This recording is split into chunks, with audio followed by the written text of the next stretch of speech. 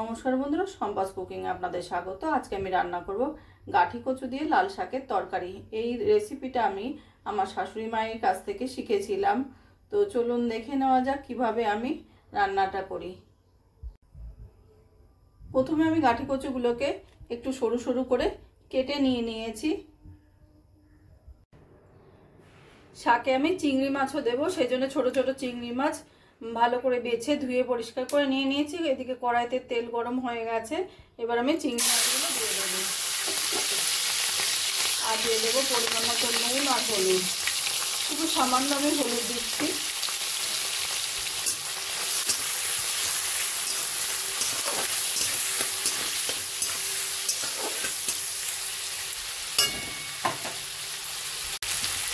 চিংড়ি মাছগুলো আবার ভাজা হয়ে গেছে, এবার আমি তুলে রাখবো। মাছ তুলে ওই কড়াইয়ের মধ্যে দিয়ে দিয়েছি আর একটু তেল, দিয়ে দেবো সর্ষে আর শুকনো লঙ্কা ফোড়ন, দিয়ে দেবো একটা মিডিয়াম সাইজের পেঁয়াজ পাতলা পাতলা করে কেটে নেওয়া। পেঁয়াজটা খুব হালকা সোনালি করে ভেজে নেব। পেঁয়াজ হালকা সোনালি করে ভেজে নিয়েছি। এবার দিয়ে দেবো আমি কেটে রাখা গাঠি কচুগুলো।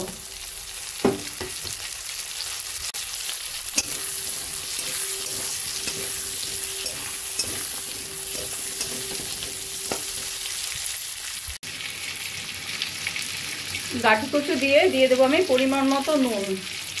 এখানে আমি হলুদ দেবো না শাকে, হলুদ দিলে শাকের রঙটা লাল রঙটা থাকে না, সেই জন্য আমি হলুদ দিচ্ছি না। এটা আমার শাশুড়ি মায়ের কাছেই শেখা।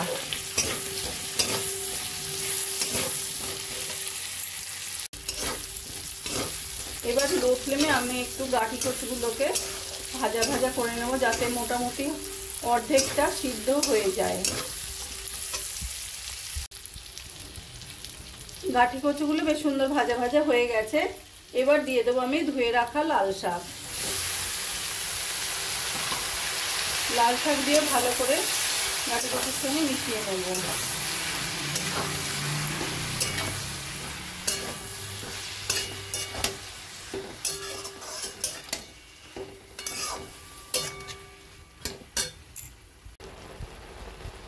শাক ভালো করে গাঠি কচুর সঙ্গে মিশিয়ে নিয়েছি। এবার একটা ঢাকা দিয়ে যতক্ষণ না বেশ গাঠি কচুগুলো সিদ্ধ হচ্ছে, মাখা মাখা হচ্ছে, রান্নাটা করে নেব।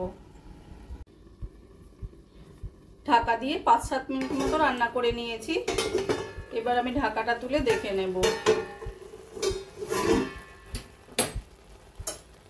শাকগুলো একদম নরম হয়ে গেছে আর গাঠি কচুগুলো সুন্দর সিদ্ধ হয়ে গেছে। দেখো কি সুন্দর লাল রংটা রয়েছে শাকের। এবার দিয়ে দেবো আমি ভেজে রাখা চিংড়ি মাছগুলো। চিংড়ি মাছগুলোতে সামান্য হলুদ দিয়েছি যাতে লাল শাকের রংটা ঠিক থাকে।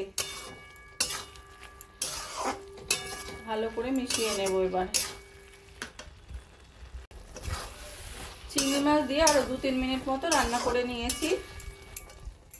এবার দিয়ে দেবো আমি কুচিয়ে নেওয়া কাঁচা লঙ্কা আর 1 চামচ সর্ষের তেল।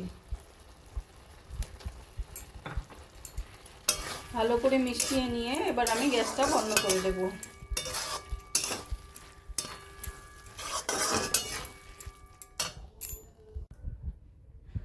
গাঠি কচু চিংড়ি মাছ দিয়ে লাল শাক রান্নাটা আমার কমপ্লিট হয়ে গেছে। আমার এই রেসিপিটা যদি ভালো লাগে তোমরা বাড়িতে বানিয়ে দেখতে পারো। গরম গরম ভাতের সঙ্গে খেতে অসাধারণ লাগবে। আর কমেন্ট করে জানিও কেমন লাগলো। প্লিজ লাইক শেয়ার ও সাবস্ক্রাইব করবা। যদি ফেসবুক পেজ থেকে দেখো ফলো করে নিও প্লিজ।